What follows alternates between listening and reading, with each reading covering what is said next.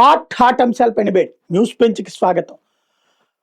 పాకిస్తాన్లోని పాలకులు కొంత అక్కడ ఉన్నటువంటి అధికార పక్షంలో ఉన్నోళ్ళు కావచ్చు, ప్రతిపక్షంలో ఉన్నోళ్ళు కావచ్చు, భారతదేశానికి పదే పదే వార్నింగ్లు ఇస్తున్నారు. అవసరమైతే అణుదాడి చేస్తాం, భారతదేశంలో రక్తపాతం సృష్టిస్తాం, సింధు నదీ జలాల్ని ఆపుతున్నటువంటి కారణంగా మా దేశంలో ఆర్థిక సంక్షోభం ఎదురవుతుంది, వ్యవసాయ సంక్షోభం ఎదురవుతుంది అన్నటువంటి. రెండో వైపున భారతదేశపు విదేశాంగ శాఖ చాలా స్పష్టంగా తేల్చి చెప్పింది, మీరు ఒప్పందాన్ని ఉల్లంఘించారు, భారతదేశంలో తీవ్రవాదాన్ని పెంచి పోషిస్తున్నంతసేపు చుక్క నీళ్లు ఇవ్వడం కుదరదని తేల్చి చెప్పింది. ఇదే సందర్భంలో చైనా జోక్యం చేసుకుంది, ఇది అమానవీయం అని చెప్తోంది. అదే సందర్భంలో ఇదే కొనసాగితే గనక భారతదేశంలోకి అటు ఏదైతే టిబెట్ వైపు నుండి వచ్చేటటువంటి నీళ్ళని ఆపేస్తామన్నటువంటి వార్నింగులు అట్టించి ఇచ్చుకొస్తుంది. అసలు ఏంటి ఈ వివాదాన్ని ఎలా చూడాలి? కేవలం ప్రకటనలుగా చూడాలా? వీటి వెనకాల ఏదైనా రక్షణ విదేశాంగ వ్యూహాలు ఉన్నాయా? ఈ అంశానికి సంబంధించి మాట్లాడేందుకు ప్రస్తుతం మనతో పాటు ఉన్నారు జాతీయవాద విశ్లేషకులు మామిడి గిరిధర్ గారు. నమస్తే అండి. నమస్తే సాయి గారు, మీకు మీ ప్రేక్షకులకు నమస్కారాలండి. సార్, ఈ పాకిస్తాన్ వాళ్ళు చేస్తున్న హెచ్చరికల్ని లైట్ తీసుకోవాలా, సీరియస్ గా తీసుకోవాలా? అంటే మనం ఒక విషయం అర్థం చేసుకోవాలి. దీంట్లో మనం ఎక్కడ కూడాను నీళ్లు ఆపుతున్నామని చెప్పలేదు, నీళ్లు ఆపట్లేదు. ఈ రెండు విషయాలు అర్థం చేసుకోవాలి. ఈ రెండింటిని కూడాను నీళ్లు ఆపేస్తున్నారు, మా మీద ఒక నీటి యుద్ధం చేస్తున్నారు అని పాకిస్తాన్ ఒక నెరేటివ్ తీసుకొచ్చే ప్రయత్నం చేస్తాం.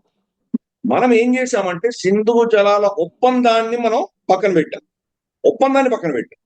ఈ రోజు నిజంగా నీళ్ళని ఆపాలి అన్నా మన దగ్గర ఆపగలిగినటువంటి శక్తి లేదు మనకు. ఎందుకంటే గత 80 సంవత్సరాల్లో మనం ఎక్కువ డ్యాములు కట్టలేదు, బ్యారేజీలు కట్టలేదు, అక్కడ మనం పవర్ ప్రాజెక్ట్స్ కట్టుకోలేదు. ఇవన్నీ కట్టి ఉంటే ఒకసారి నీళ్ళు ఆపేసి ఉండగలిగిన కెపాసిటీ వచ్చి ఉండేది. ఈరోజు మన దగ్గర లేదు. ఎందుకంటే ఈ సింధు జలాల ఒప్పందం ప్రకారం ప్రతిసారి మనం ఏదైనా ప్రాజెక్ట్ కట్టదలుచుకుంటే పాకిస్తాన్ దగ్గర నుంచి మనకి క్లియరెన్స్ కావాలి. కాబట్టి పాకిస్తాన్ ఇంతవరకు మనకు ప్రతి ప్రాజెక్ట్ లో కూడా ఏదో విధమైనటువంటి ఆటంకం, ఇబ్బంది పెట్టడం, దాన్ని సతాయించడం ఇటువంటివి చేశారు. కాబట్టి మనం పెద్దగా ప్రాజెక్ట్స్ కట్టుకోలేదు. మన వాటాలో 20% నీళ్లు ఏదైతే వాడుకోవచ్చో దాంట్లో కూడా మనం బహుశా 10-12% మాత్రం వాడుకుంటున్నాం. ఇంకా 50% నీళ్లు వాడుకోగలిగినటువంటి కెపాసిటీ మనకు ఉంది. కాబట్టి ఇప్పుడు మోదీ ప్రభుత్వం నిర్ణయించినటువంటి ప్రాజెక్ట్స్ ఏవైతే ఉన్నాయో ఇవి కట్టడానికి ఇంకా కనీసం అంటే 10-15 సంవత్సరాలు పడతాయి. 10-15 సంవత్సరాల తర్వాత మన వాటా 20% నీళ్ళని మనం వినియోగించుకునేటువంటి ఒక కెపాసిటీ బిల్డ్ చేసుకుంటాం.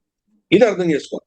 కానీ మనం ఈ సింధు జలాల ఒప్పందం పక్కన పెట్టేసేసరికి దానివల్ల మనం ఏం చేస్తున్నామంటే, మనం గతంలో పైన నుంచి వచ్చే నీళ్ల యొక్క ఇన్ఫర్మేషన్ మనం పాకిస్తాన్కి ఇస్తుండేవాళ్ళం. నీళ్లు మన మంచినీళ్ళు కరిగి వస్తున్నాయనో, వరద నీళ్లు వస్తున్నాయనో, వర్ష నీళ్లు వస్తున్నాయనో, మేము వదిలిపెట్టవలసిన పరిస్థితి వస్తుంది, మీరు జాగ్రత్త పడంటానో ఈ వార్నింగ్స్ ఇచ్చాము. ఇప్పుడు వార్నింగ్స్ ఇవ్వట్లేదు. మనం నీళ్లు స్టోర్ చేసుకుంటున్నాము, మనం ఎప్పుడు మనకు అది ఇబ్బందికరమైన పరిస్థితి వచ్చినప్పుడు వదిలేస్తున్నాము, పాకిస్తాన్కి చెప్పట్లేదు. ఇదొకటి. రెండవది, గత ప్రభుత్వాలు నెహ్రూ గారి కాలం నుంచి కూడా చేసినటువంటి ఒక తప్పిదం ఏంటంటే, మనకు డ్యామ్ లో మనం చూస్తే కనుక అది కొండ ప్రాంతం కాబట్టి కొండనే కాదు, ఏ డ్యామ్ అయినా అదే పరిస్థితి. మనకు రాళ్ళు మట్టి వచ్చి చేరుకుంటూ నీళ్ళు ఒకటే కాదు కదా, కింద స్లూస్ గేట్స్ ఉంటాయి, కింద ఉంటాయి. పైనుంచి వెళ్లే నీళ్ళకి వెళ్లే గేట్స్ వేరే, కింద నుంచి వేరే గేట్స్ ఉంటాయి. కింద నుంచి అప్పుడప్పుడు కొన్ని సంవత్సరాలకు ఒకసారి దాన్ని తెరుస్తుంటారు. తెరవంగానే ఆ నీళ్ళతో పాటు ఆ మట్టి రాళ్ళను కూడా కొట్టుకుపోతాయి. అది వదులుతూ ఉండాలి. అది వదిలినప్పుడే మళ్ళీ నీటి మట్టం పెరుగుతుంది, అక్కడ మనకు స్టోరేజ్ కెపాసిటీ పెరుగుతుంది.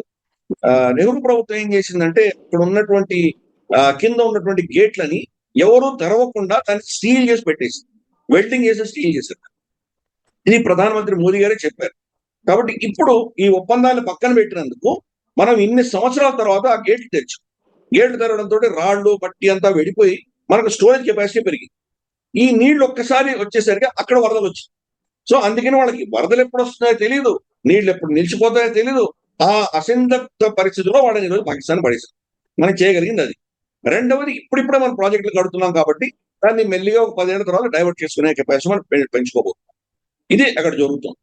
ఇప్పటికి కూడా ఇంతవరకు భారత ప్రభుత్వం ఏ నిర్ణయాలు తీసుకుందో, ఎటువంటి ప్రాజెక్ట్స్ పెట్టదలుచుకుందో, ఇవన్నీ కలిపితే కూడా మన వాటా మించి మనం నీళ్ళని ఆపట్లేదు. ఈ విషయం కూడా అర్థం చేసుకోవాలి. ప్రాబ్లం ఎక్కడ వస్తుందంటే, పాకిస్తాన్ ఇంతవరకు 70 ఏళ్లలో వాళ్ళ బడ్జెట్స్ లో డ్యాములకు కానీ పెద్ద ప్రాజెక్ట్స్ కానీ వాళ్ళు ఎటువంటి కేటాయింపులు చేయలేదు. మనమే అప్పుడు ఆల్మోస్ట్ $6 బిలియన్ పైచీలకు మనం పైసలు వాళ్ళకి ఇచ్చాం. 1960లో ఈ ఒప్పందాల సింధు జల ఒప్పందాలు జరిగిన తర్వాత మనమే వాళ్ళకి పైసలు ఇచ్చాం.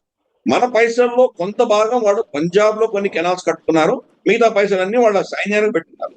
కాబట్టి వాళ్ళ బడ్జెట్ అంతా సైన్యానికి పోతోంది, న్యూక్లియర్ అస్త్రానికి దానికి పెడుతోంది. ఇంతవరకు డ్యాములు కట్టుకోలేదు. ఈ రోజు మనం డ్యాములు కట్టకుండా నీళ్లు వదిలేస్తే ఆ నీళ్ళని ఆపుకునే కెపాసిటీ పాకిస్తాన్ లో లేదు ఈరోజు. కాబట్టి వాళ్ళు చేసే బెదిరింపుల్లో ఎటువంటి దాంట్లో ఎటువంటి పస లేదని అర్థం చేసుకోవాలి. ఏదో మన మీద బాంబులు వేస్తాం అంటున్నారు. సరే, వాడు బాంబులు వేస్తే ఇక్కడ చూస్తూ కూర్చున్నటువంటి వాళ్ళు ఎవరు లేరు. దాన్ని ధీటుగా సమాధానం ఇవ్వగలిగిన కెపాసిటీ మన దగ్గర ఉండదు. కానీ పొరపాటున వాళ్ళు ఒక డ్యామ్ ని పేల్చారు అనుకుందాం కాసేపు. డ్యామ్ ని పేల్చినా నష్టపోయేది ఎవరు? వాళ్ళే నష్టపోతారు. మనం కొండలో ఉన్నాం, కొండ ప్రాంతంలో ఉన్నాం, నీళ్ళని మనకి ఏం ఇబ్బంది లేదు. కింది వెళ్ళిపోతాయి. కింది వెళ్ళిపోతే పంజాబ్ లో ఉన్నటువంటి పాకిస్తానీ పంజాబ్ లో ఉన్న ఊర్లని వరదల్లో మునిగిపోతాయి. వాళ్ళే నష్టపోతారు. మనకి దానివల్ల వచ్చేది ఏమీ లేదు. పైపెచ్చు వాళ్ళు మన డ్యాములు కూలగొడితే మనం వాళ్ళ డ్యాములు కూలగొట్టుకుంటూ ఊరుకుంటాము మనం. కాబట్టి ఇవన్నీ కూడా ఏంటంటే ఒక తాటాకి చప్పుడు తప్పిన ఇంకేమీ లేదు. వాళ్ళ ప్రజల్ని ఏదో విధంగా మభ్యపెట్టేటువంటి ప్రయత్నం చేస్తున్నారు వాళ్ళు. వాళ్ళ కంప్లీట్ వైఫల్యం, ఆ ప్రభుత్వాలే ఇంతవరకు ఏ ప్రాజెక్ట్స్ కట్టుకోకుండా, స్టోరేజ్ బిల్డ్ చేసుకోకుండా, నీళ్ళని ఆపకుండా వాళ్ళు చేసిన ఈ దాష్టికాన్ని ఈ రోజు వాళ్ళు ప్రజల దగ్గర నుంచి ప్రజల ముందర వాళ్ళు చెప్పలేక అన్ని భారతదేశం మీద ఏదో నెపం నెట్టేటువంటి ప్రయత్నం చేస్తున్నారు. అంతకుమించి ఇంకేమీ లేదు. మనం స్టోర్ చేసుకోవాలి ఆ నీళ్లు. మన నీళ్లు వాళ్ళకి కావాల్సినప్పుడు వాళ్ళకి వదిలిపెట్టాలా? వదిలిపెడితే దాన్ని వాళ్ళ కెనాళ్ళు ఉన్నాయి, కెనాల్లో తీసుకెళ్లి పంజాబ్ లో వాడుకుంటారు. వాళ్ళు డ్యాములు కట్టుకోరంట. మనం డ్యాములు, మనకున్న డ్యాములన్నీ మనం వాళ్ళు ఎప్పుడు అడిగితే అప్పుడు నీళ్లు వదలాలి. ఇది వాళ్ళు మన నుంచి ఎక్స్పెక్ట్ చేస్తున్నారు. కాబట్టి అది జరిగేటువంటి పని కాదు. అందుకని మన ఎక్స్టర్నల్ అఫైర్స్ మినిస్ట్రీ చాలా స్పష్టంగా చెప్పాం మనం. ఇది ఒకసారి మనం దీన్ని అబేయన్స్ అన్న పదం వాడాం మనం. దాన్ని పక్కన పెట్టేసిన తర్వాత మళ్ళీ పాకిస్తాన్ లో మౌలికమైనటువంటి మార్పులు చూసేంత వరకు మేము దీన్ని పక్కన పెడుతున్నాం, దాని గురించి చర్చ ఉండదు, మేము చేయదలుచుకుని మేము చేస్తూ పెడతామని చెప్పాము. పాకిస్తాన్ పర్మిషన్ తీసుకోవడం ఉండదు. మనం మన అవసరాల కోసం మనం ఏం చేయాలో ముందర చేస్తాము. తర్వాత ఒక సంవత్సరం చివర ఏ ఇండిపెండెంట్ బాడీ వచ్చి యునైటెడ్ నేషన్స్ ఎవరో వచ్చి దాన్ని ఆడిట్ చేసినా కానీ కూడా, అఫ్ కోర్స్ దాన్ని తిరస్కరించాం మనం. కానీ పారదర్శకంగా ఎవరైనా చెక్ చేసినా కానీ కూడా సంవత్సరంలో పాకిస్తాన్కి ఎన్ని నీళ్లు ఇవ్వాలో అంత నీళ్లు ఇస్తున్నాం మనం ఆపట్టు. కానీ మన ఇష్టం వచ్చినప్పుడు ఇస్తున్నాము, మనం ఇష్టం వచ్చినప్పుడు ఇవ్వట్లేదు. కాబట్టి ఆ పరిస్థితులు ఈరోజు పాకిస్తాన్ స్వయంకృత ఆపడంగా వాళ్ళు తెచ్చుకున్నారు. ఇది ఈ నేరేటివ్ అంతా కూడా పాకిస్తాన్ నేరేటివ్ మనం అర్థం చేసుకోవాలి. ఈ రోజు భారతదేశం వాళ్ళకి వెళ్ళవలసిన నీళ్ళని 100% ఆపట్లేదు. మన కెపాసిటీ మనం బిల్డ్ చేసుకుంటాం. కానీ వాళ్ళు చేస్తున్న ప్రచారం ఏంటంటే ఇప్పటికే అక్కడ కరువు వచ్చేసింది, పంటలు ఆగిపోయినాయి, చాలా సంక్షోభం వచ్చేసింది, నీళ్లు ఆపేయడం వల్ల అన్నటువంటిది వాళ్ళ దేశంలోని ఇన్ఫ్లుయెన్సర్లు అందరూ పెద్ద ఎత్తున చేస్తున్న ప్రచారం. కరెక్ట్. దాన్ని మనం అది ప్రచారం కిందనే మనం భావించాలి. ఇన్ఫాక్ట్ 2-3 రోజుల క్రితం వరదలు వచ్చినాయి వాళ్ళకి. దాని గురించి వాళ్ళు ఎందుకు మాట్లాడట్లేదు? మనం స్లూజ్ గేట్స్ వదిలేసాం. ఎందుకంటే ఇప్పుడు వర్షం వస్తుంది కదా. ఇప్పుడు వర్షం వచ్చినప్పుడు మనకు వర్షం నీళ్లు వచ్చి చేరతాయి కదా. అంతకంటే ముందస్తుగా మనం ఏం చేసామంటే డ్యామ్ లో ఉన్న నీళ్ళని వదిలేసాం. దాని కింద ఉన్నటువంటి రాళ్లు, మట్టి, ఇవంతా కూడా చెత్త అంతా కూడా మనం సిల్టేషన్ అంతా వదిలేసాం మనకి. వదిలేసిన తర్వాత ఇప్పుడు రాబోయే నీళ్ళని మనం దాన్ని స్టోర్ చేసుకోబోతున్నాం. వాళ్ళ ఎంబసీ, ఢిల్లీలో ఉన్నటువంటి పాకిస్తానీ ఎంబసీకి మనం ఇన్ఫార్మ్ చేసాం. ఇన్ఫార్మ్ చేయవలసిన అవసరం లేదు మనకి, కానీ వాళ్ళకి చేసాం. ఎందుకు అంటే ఇది కూడా ఒక మెసేజ్ ఇచ్చాం. నార్మల్ గా ఇటువంటి పరిస్థితులు నీళ్లకు సంబంధించినటువంటి ఇన్ఫర్మేషన్ ఇండస్ వాటర్ కమిషన్ అని చెప్పేసి మనకు రెండు దేశాల మధ్యలో ఒక ఒప్పందం ఉండింది. ఆ కమిషన్ కి ఇన్ఫార్మ్ చేయాలి. పాకిస్తాన్ లో ఉన్నటువంటి ఇండస్ వాటర్ కమిషన్ కి ఇన్ఫార్మ్ చేయాలి.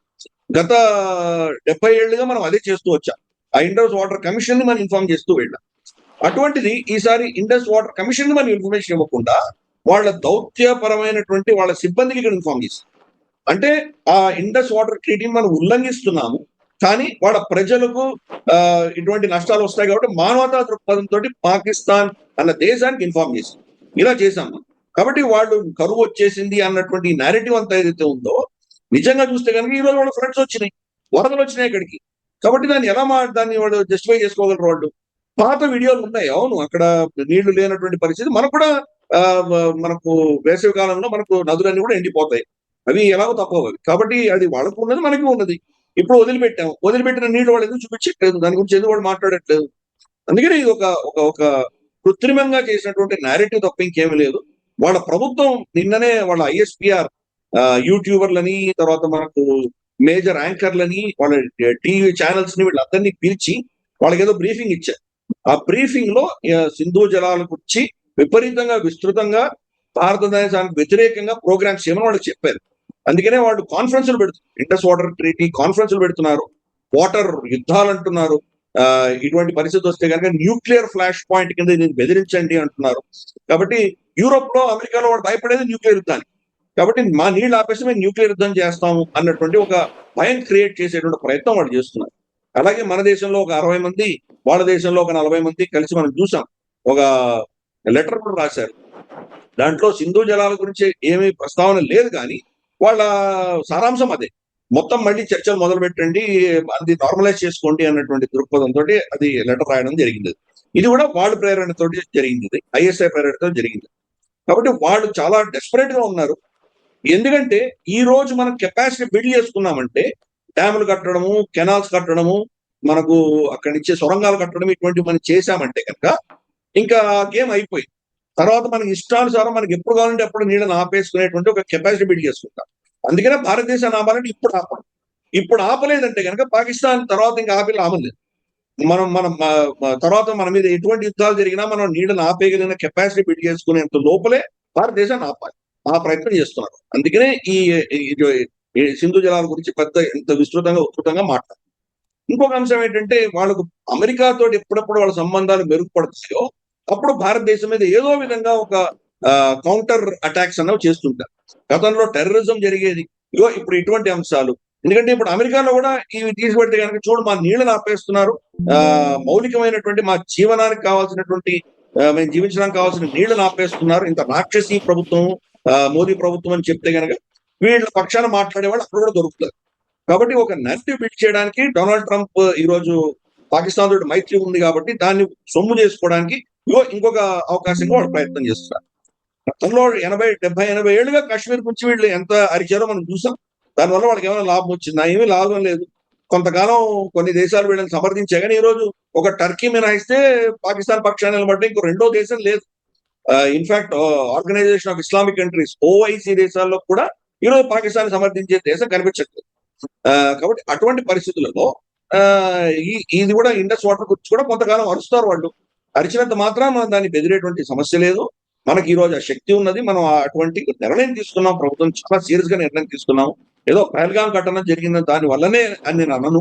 మనకు పాకిస్తాన్ ఇంతకాలం మనల్ని ఎలా అవమానిస్తోందో, ఎలా మనల్ని బాధపడుతోందో, ఎలా మనం ఎంత చెప్పినా గానీ బేఖాతరు చేసి వాళ్ళ అజెండాని వాళ్ళు తీసుకువెళ్లారో, దీనికి దీర్ఘకాలీనంగా వీళ్లకు శిక్ష విధిస్తే కానీ వీళ్ళు బాగుపడరని నిర్ణయించుకుంది భారత ప్రభుత్వం. అందుకని ఈ నిర్ణయంలో మనం ఎవరు మన మీద ఒత్తిడి తీసుకొచ్చినా దాని నుంచి తప్పుకునేటువంటి పరిస్థితి లేదు. పాకిస్తాన్ ఈ నెరేటివ్స్ ఇంకా ముందుకు తీసుకెడుతుంది. ఇంకా చాలా, అసలు 6,000 మంది చనిపోయారని ఆల్రెడీ చెప్పారు వాళ్ళు. బహుశా ఇంకో 10,000 మంది చనిపోయారని చెప్పేసి ఒక నెరేటివ్ తీసుకొచ్చినా మనం ఆశ్చర్యపడక్కర్లేదు. ఇది పాకిస్తాన్ యొక్క డ్రామాలు తప్ప ఇంకేమీ లేదు. లేదు, తీవ్రవాద సంస్థల చేతన భారతదేశంలో ఉన్న డ్యాముల్ని పగలగొట్టించే అవకాశం కూడా ఉందన్నటువంటిది అక్కడ ఉన్న కొంతమంది రాడికలైజ్డ్ ఇన్ఫ్లుయెన్సర్లు చేస్తున్న ప్రకటన. అది జరిగే పని కాదండి. డ్యాములు చాలా పటిష్టంగా ఉంటాయి. ఏదో 4 బాంబులు పెడితే పేలిపోయేటువంటివి ఏమి కావు అవి. ఇంతకాలము కశ్మీర్ లో ఉగ్రవాదాన్ని ఎందుకు వాళ్ళు సపోర్ట్ చేశారంటే దీనికోసం.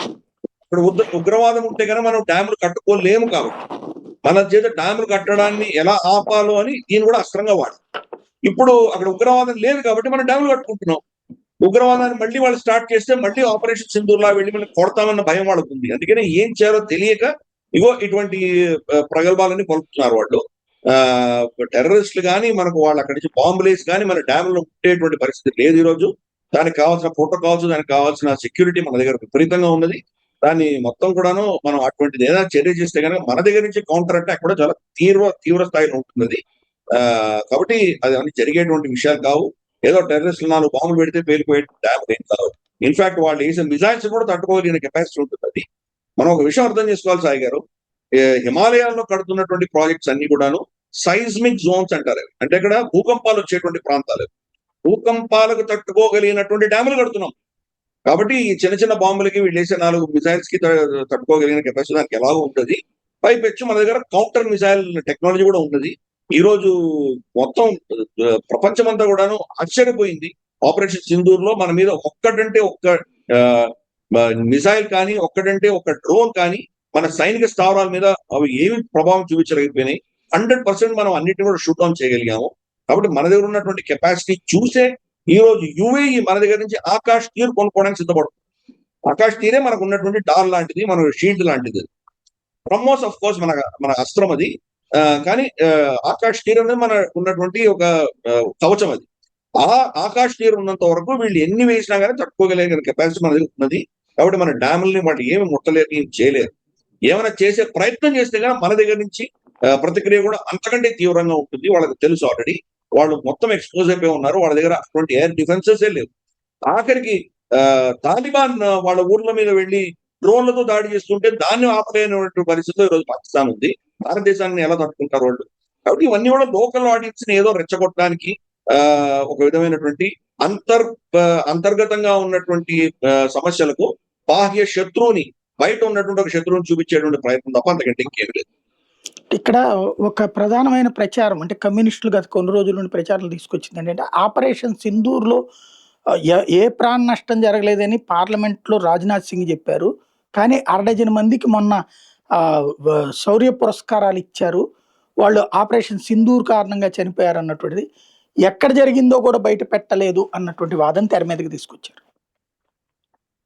అంటే మనం చూడవలసిన విషయం ఏంటంటే కనుక ఈ 6 మందికి మనం ఆల్రెడీ అవార్డ్స్ అప్పుడే ప్రకటించాలి. ఇప్పుడు కాదు, గత సంవత్సరం ప్రకటించారు. దాంట్లో 2-3 అవార్డ్స్ ప్రకటించారు. తర్వాత చనిపోయిన వాళ్ళ శవాలను అయితే దాచిపెట్టలేదు కదా ఎక్కడ. వాళ్ళ శవాలన్నీ కూడా మనం వాళ్ళ కుటుంబాలకు అప్పచెప్పాము. తర్వాత వాళ్ళకి గౌరవప్రదంగా, లాంఛనప్రాయంగా వాళ్ళకి అంతే దాన సంస్కారాలు చేశాము. కాబట్టి ఏది దాచిపెట్టినటువంటి పరిస్థితి ఏమీ లేదు. అన్ని తెలిసినటువంటివి. ఈ రోజు పార్లమెంట్ లో దానికి సంబంధించి ఒక సమగ్రమైనటువంటి నివేదిక లాంటిది ఇస్తున్నప్పుడు దాంట్లో ప్రాణ నష్టాలు ఎన్ని వచ్చినాయో చెప్తూ మనం చెప్తాం. సంవత్సరం తర్వాత క్రమేపీ బయటకు వస్తున్నాయి ఇవన్నీ కూడా. కానీ అప్పుడేం దాచిపెట్టలేదు. ఈ విషయం గుర్తుపెట్టుకోవాలి.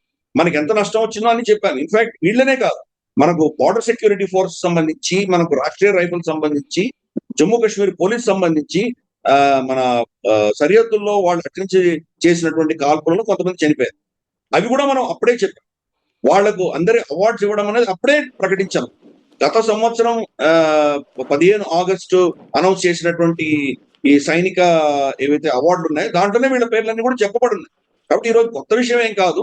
అది సరే, అపోజిషన్ దాన్ని ఏదో ఒక ప్రివిలేజ్ మోషన్ గా తీసుకొని చేస్తున్నారు, కానీ అది నిలిచేటువంటి పరిస్థితి కాదు. ప్రభుత్వం నుంచి ఇన్ఫర్మేషన్ అంతా వచ్చింది. దీన్ని చాలా సుదీర్ఘంగా అన్ని ఛానల్లో కూడా చర్చించారు. నేను కూడా కొంతమంది చనిపోయినటువంటి వీరులు ఎవరైతే ఉన్నారో వాళ్ళ గురించి నేను ప్రతి వారం చేస్తున్నటువంటి నా డిఫెన్స్ ప్రోగ్రామ్ ఏదైతే ఉందో దాంట్లో వీళ్ళని కొంతమంది నేను ఆల్రెడీ కవర్ చేశాను. కాబట్టి ఈరోజు కొత్త విషయం ఏం కాదు. రాజ్నాథ్ సింగ్ గారు ఈరోజు మనకి తెలియని విషయం ఈరోజు ఏం చెప్పండి.